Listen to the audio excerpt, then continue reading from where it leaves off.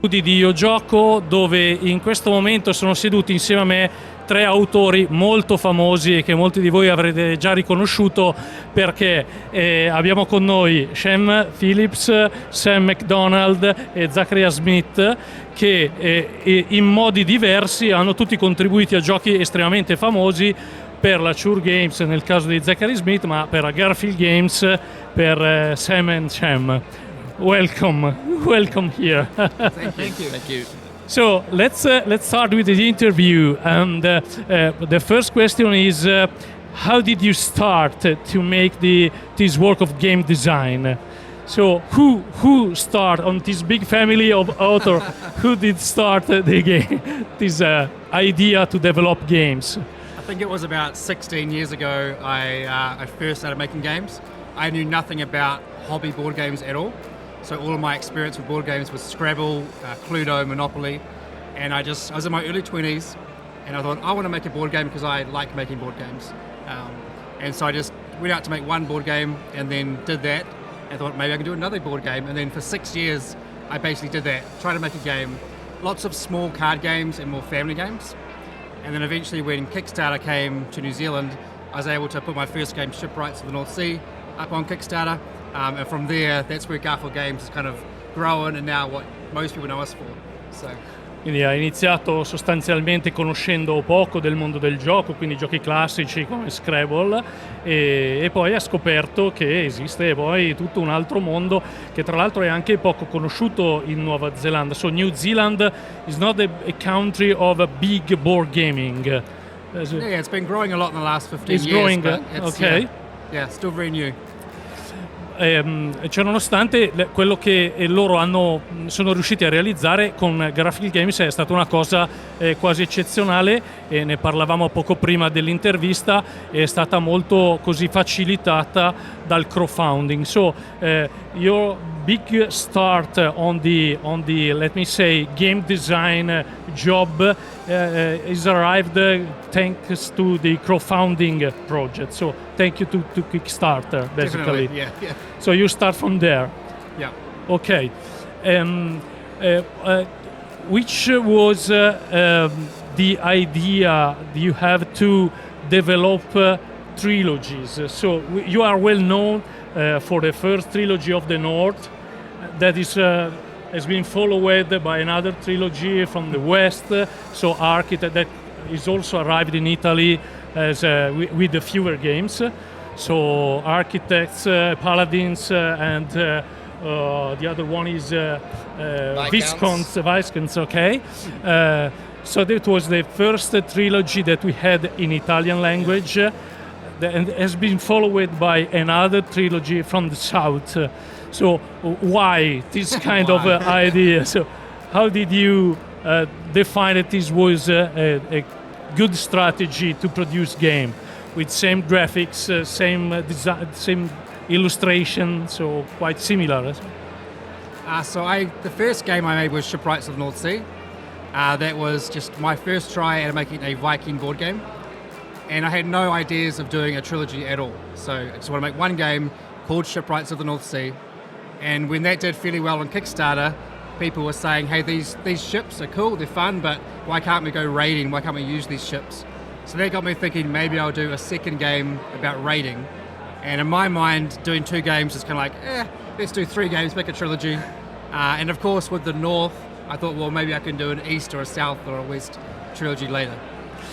Quindi l'idea era stata fin dall'inizio quella di produrre un solo gioco, e l'idea era quella di fare un gioco sui vichinghi, quindi è arrivato il primo Shipwright, e dopodiché poi la campagna di Kickstarter ha avuto successo e i giocatori gli hanno chiesto un altro gioco che è stato ambientato sempre più o meno con la stessa ambientazione, e poi però Shem aveva l'idea che per 2 giochi non fosse un numero giusto, e allora ha deciso di fare una trilogia, e poi da lì è nata l'idea di fare trilogie per ogni, così come si può dire, punto cardinale, per cui abbiamo già avuto, so we had a trilogy from the north, we had from the west, we have a box here from the trilogy of the west, we had also a trilogy from the south, it is one of the last games of the South trilogy. So all your fans are expecting another trilogy on the East. Yeah. So can you reveal some spoiler? So there will be another trilogy from the East. There's because definitely a plan. the last one of the South is coming over in these days. So basically the Kickstarter campaign has been closed already. So this will be a chapter closed. Yeah. So there will be something on the East, or you are working, because I saw that you worked also in a parallel games that are not involved on the trilogies, but they had also success. Yes. So you intend to close the fourth trilogy, or you want to concentrate in something else? Yeah, we do plan to do an East trilogy, and we will finish after that. Basically, we're not trying to do South by Southwest or anything like that, or North, up in space or something. So we will do an East trilogy. We don't know when that will be coming out, and we barely know anything about it because we haven't designed the games yet. So. Ok, quindi sì, l'idea c'è, però ancora non hanno pensato a nulla, quindi prima o poi uscirà. So the next question for you, because you are friends and I saw you are very confident. So how did you start to work together? So the first idea to make a board game was from Shem, but then Sam also was involved in the project and also in a different way with Zachary. So how this mix of knowledge has been matched together to do all the games we produced? Sam? So the story of Architects was, I was playing a lot of games. I did a lot of playtesting with Shem, just as a gamer and a friend. And one day I had this idea for a game with a novel worker placement mechanism. What if you only place one worker on your turn, but the more workers you have in a location, the more that benefit scales. So this kind of worker investment idea that I hadn't seen in any other games before. And also cobbled together a mechanism called capturing, where it was a way of players balancing others abusing the system. And those two things sort of work together really well. And I showed Shem one day, and I just said, hey man, let me know, what do you think about this game? I wasn't interested in publishing or anything. It was just about making it a better game to play with my friends, to bring it to my table, And after a few plays, Shem was like, I think we can work on this together. I think we can publish this and start a new game in this West Kingdom series. So then I kind of caught the bug. Game design is super addictive. That feeling you get not only when you've come up with a fresh idea that works, but actually seeing a project start at nothing and grow to something that becomes great and creates a unique experience on the table. That is such an exciting feeling. And so what are more experiences that we can create? I want to create more experiences and more unique feelings. Each game hopefully brings something new to the table for players to experience with themselves and with other people as well. Cerco di tradurre tutto, insomma, magari Zachary mi aiuti.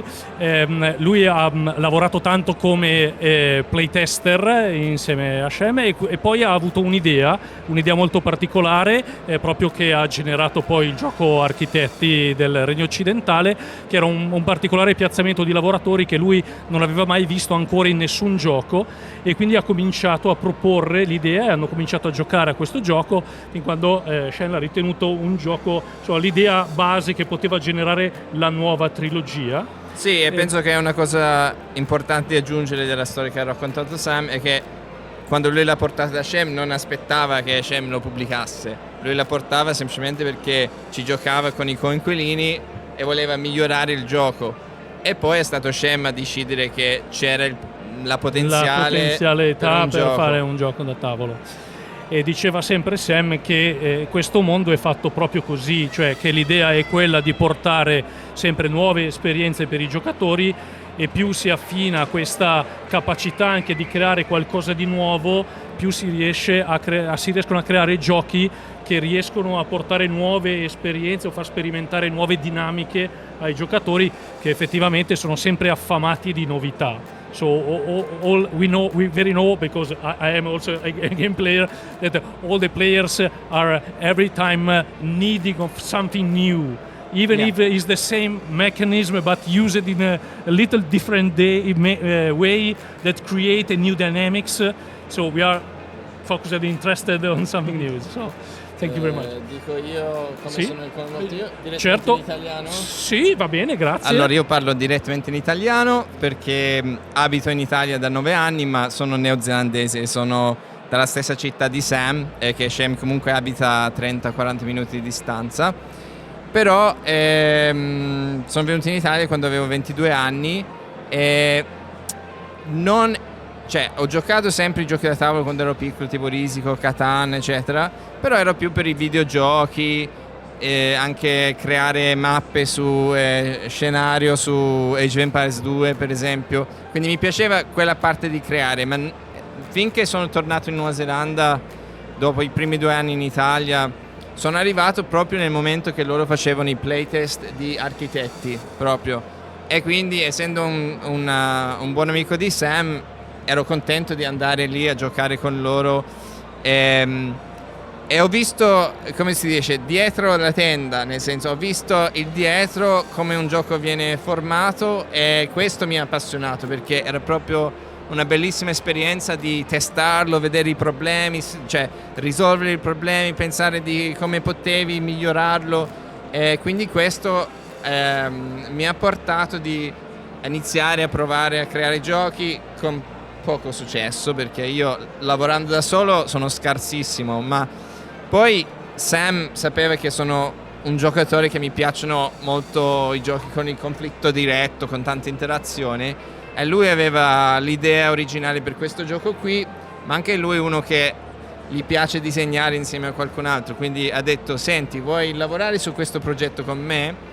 E quindi io in Italia e lui in Nuova Zelanda abbiamo sviluppato questo gioco qui, che è un gioco asimmetrico di 6 fazioni che combattono su una mappa, è un ibrido con tante meccaniche German, ma anche si tira un dado nel combattimento, quindi quasi, cioè, sull'americano anche, quindi questo è un po' come sono entrato, quindi lui ha portato un'idea, mi ha coinvolto, ho avuto il piacere adesso con il nostro prossimo gioco insieme di portare un'idea a Sam che stiamo sviluppando insieme piano piano. Ottimo, quindi la collaborazione sta continuando, so collaboration is in progress also for other projects. Yes. And also the two type of game, as we talk now, are very different, because this is a very direct conflict with the player, because they are challenging on a map to get some places to evaluate, like a majority and so on, and the other games are more, let me pass the terminology, German games, so European games. Oh, Euro games. Yeah. Euro games. So which is your preferred style? So if I ask you now to both three, which is your preferred board game that is not your, but will be the next question. So except your games, which is the games you enjoy more in this period? So my top game currently is Lost Ruins of Arnak, and then sort of below that's Pandemic. Lost Ruins of Arnak. Okay. Pandemic, Underwater Cities, Great Western Trail. I'm very much a Euro gamer. I love games that make my brain just burn a bit. I don't need lots of interaction, but I don't mind interaction as well. So I just love heavy, puzzly kind of games. Okay. Yeah, it's funny with interaction with Shem. Like at first, when he played Chaos Order, he didn't really like it, and he might not have been that good at the game. He wasn't bad, but then he wrote the rule book and he started dominating us. He started asking all these questions because there's quite a lot of unique interactions in the game, like a lot of asymmetry to read over. Once he understood what everyone could do, he just like played really, really strong and just kept winning. So yeah, the games that I like a lot. Like I do really like the Euro style games. The thing I like about them is really the smooth mechanisms and the way that players are constantly getting feedback. So you do something and you get a reward back. I love combos and I love strategic planning ahead, but I also really like player interaction. So that's why you see in a game like Chaos Order that you've got both of those. You know, you still have those Euro elements like Zach was talking about, I think, from what I could hear and understand of what you were saying in Italian. You've got both of those elements. So I like to have both those elements. I can play games without direct interaction. That's totally fine. I love Lost Ruins of Arnak as well. Did I even answer the question? My favorite game is probably Terra Mystica. Terra Mystica, yeah. okay. So it's got the interaction on the map, there's blocking, there's all of that stuff. There's cool kind of positive player interaction as well. The way that the power system works, the magic system is really cool. But also that unlocking those buildings off your player board, getting more and more income each round is really satisfying. Faccio un po' di traduzione, poi lascio la parola a te, Zachary. Quindi stili di gioco molto diversi, molto Eurogame for Shem, un po' più di interazione diretta apprezzata da parte di Shem, quindi ci faceva l'esempio di Terra Mystica dove sì, c'è da sbloccare una serie di funzionalità grazie agli edifici, ma anche sulla mappa è molto combattuta il fatto di dover mettersi in posizioni particolari e anche bloccare gli altri. Quindi vediamo a Zach il suo gioco del momento. Allora, gioco del momento per me è difficile perché io ho una figlia piccola, un'altra in arrivo, quindi a parte che playtestare i loro giochi e fare i miei giochi veramente riesco a giocare a poco. Però recentemente ho provato Hegemony, che mi è piaciuto un sacco, però se dovessi dire un gioco mio preferito probabilmente è questo, perché questo ho giocato un sacco di volte. Ero il primo di fare un video sulla strategia, su architetti, su YouTube, è l'unico video che ho mai fatto come content creator, quindi rimane per me probabilmente il mio gioco preferito in assoluto, quindi è così, mi piace un sacco quanto velocemente gira, le interazioni che c'è, tutti comunque i meccanismi German che ci sono, ma anche il fatto che c'è tanta interazione e tanto veloce anche, cioè puoi pensare a quello che vuoi fare mentre gli altri giocano, quindi giri il tavolo e poi è finito e dici ma caspita, facciamo un'altra partita. Ok, e quindi ovviamente questo già introduce la prossima domanda, che è se tra tutti i giochi che avete creato ce n'è uno che vi è rimasto particolarmente nel cuore, che ritenete il gioco meglio prodotto di tutti gli altri. So the question is, in your portfolio of game, there is a board game. You can't ask this question. I know, but this is the reason why. È come dire qual è il tuo figlio preferito? Okay. So, but maybe for different reason, maybe because it's connected to some, let me say, event that in your mind is remained as let me say, something original. Okay. Shem. I don't know. Yeah, every game is special for a different reason. Like I love Legacy of You because it's a solo-only game, the first one of our games to have like a strong narrative in it. E ha vinto il Golden Geek. Ragazzi, vinto il Golden Geek Legacy of You. I love Ezra and Nehemiah because Sam and I just really dove right into the theme and got immersed in it and got to like make this game we're so proud of. I also love Paladins because it was the first game that Sam and I fully co-designed from the ground up together, and it's still crunchy as and still enjoy it. So every game I just love for different reasons. So it's tough. You can't choose.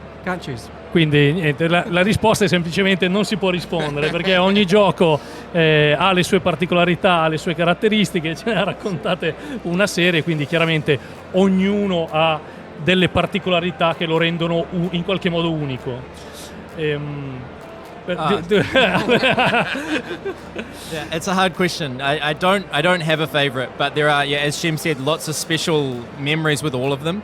So Architects is really high up there because it's one that I can actually teach my family and friends, whereas a lot of the other ones are quite heavy and they're more, perhaps maybe more to my tastes and the way that my taste has developed, especially with game design and the collaborative kind of experience we have with that. But Architects is great because I can teach people it and it's not too complicated. So that holds a special place, and also as the first one. I loved getting to work with Zach on Chaos Order, And then also, Shem mentioned Ezra and Nehemiah. That to me was when Shem and I were and have been working at the peak of our powers in terms of collaboration, working together. It's just such a joy to work with him. And we really, by the time we've designed that game, we really understand each other. And then we have each other's voices in our heads a little bit. And so that was a real pleasure. Coming to sort of revisit some mechanisms that we had worked on in other games with a fresh spin and bringing it all together in quite a unique way. Even though there's a lot of reused mechanisms, you play it and it feels like a completely unique game.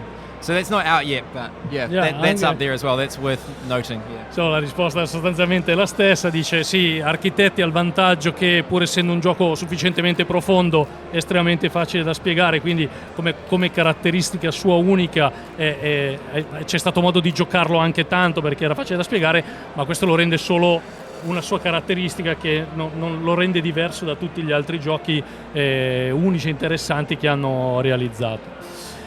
So on your games, some mechanisms are reused in different ways. So it's something that you was told before, because there are, for example, the worker placement is used in a different way in a different game.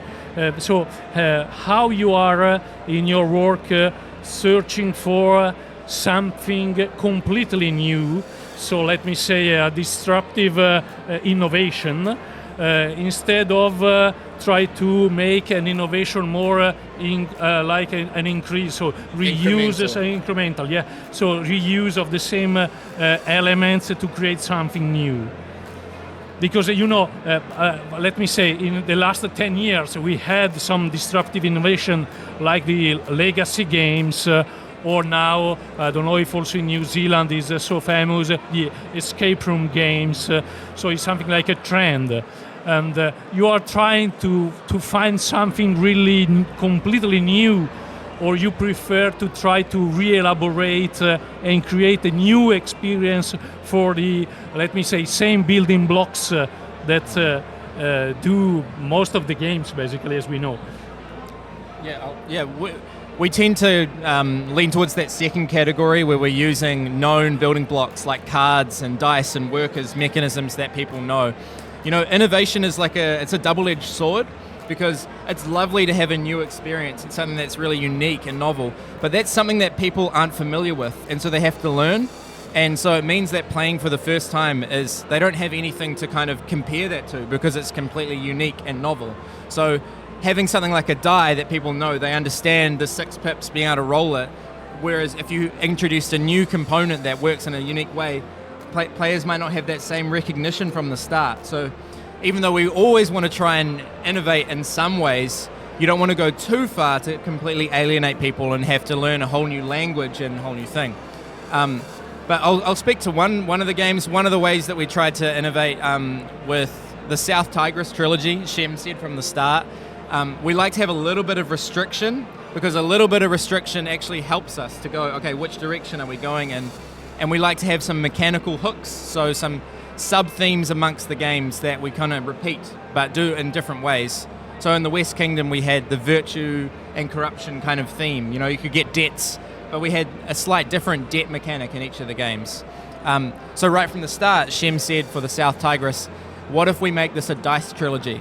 So every game, the core action-taking system is going to revolve around using dice. Yeah. Now, that led to the games being quite heavy, because I think we actually succeeded in making all of the games have unique dice systems. I mean, Scholars has this crazy color blending thing and your dice bag building. Wayfarers uses the pips in quite an interesting way, where you like assign all these special abilities to the pips, and there's some dice manipulation there. So I think we did a good job at making these quite unique, but also it makes them heavier, because it's not using the same stuff that you've seen in other games. I haven't seen that Wayfarer system used before. Maybe games have done it, but it takes a little bit of time to teach it. And one of the people we taught it didn't get it for maybe I won't dob him in. I won't say his name, but someone who's a very strong gamer who knows who plays a lot of heavy games just couldn't understand the Wayfarer system. So it's two sides of the coin. Yeah. Quindi dice che l'innovazione sostanzialmente è una medaglia con due facce, perché sebbene l'idea di creare qualcosa di completamente nuovo è bella, c'è anche da dire che poi i giocatori si aspettano di trovare qualcosa di familiare all'interno del gioco che li aiuti a capire o a essere introdotti all'interno di meccaniche che poi magari sono completamente nuove.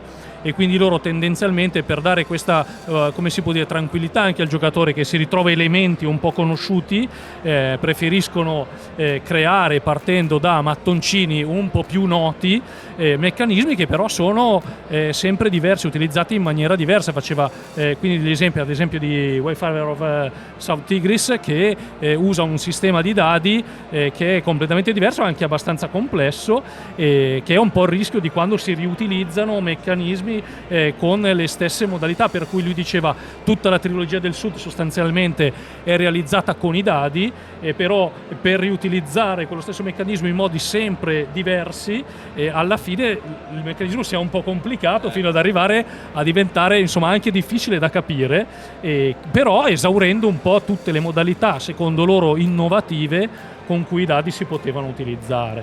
So probably on the East you will not use workers, you will not use dice, so you have to find something different to implement. I think all of our games will have workers in them. It might not be worker placement per se, but we like to have that kind of unique meeple from each setting and for them to look different. Okay. And so it's just a cool component that we just put into each of our games. And often you do end up having some form of worker placement. I use that term loosely in the games. But, you know, in Scholars, the worker is just a resource that you spend for, you know, dice manipulation. So I think we will have workers in some form or another. Yeah.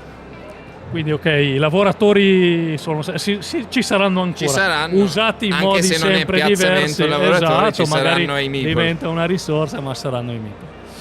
Va bene, noi siamo sostanzialmente in esaurimento di tempo, quindi chiedo a voi, if you have anything you want to say to our listener, this is the moment. So just to say hi or spoiler something for the future, anything you think that can be let me say, catching the audience. Do you want to spoil anything, guys? Oh, I won't do a full spoil, but just to let you know that we do have another game coming in development, which is a remake of an older game. But the significance is it's from an Italian designer. So it's a great game from 15 years ago that Sam and I have now helped to develop, and we'll be announcing that likely later this year. Quindi se ho capito bene c'è in cantiere una riedizione di un gioco che è di 15 anni fa, con l'aiuto di un game designer italiano, o originariamente era originariamente un game designer italiano, okay, di cui non possiamo fare il nome. We cannot say who is the Italian designer. Not yet. Not yet. No. Okay, no problem. That's some good goss. That was great. Okay. Yeah. Quindi noi seguiremo Posso attentamente. dire che stavano giocando a questo gioco con quella persona prima di venire a questa intervista. Ok, quindi... caspita. Quindi chi li ha visti magari ha capito. Va bene. So thank you very much for being here. We hope that you will enjoy the fair, the convention.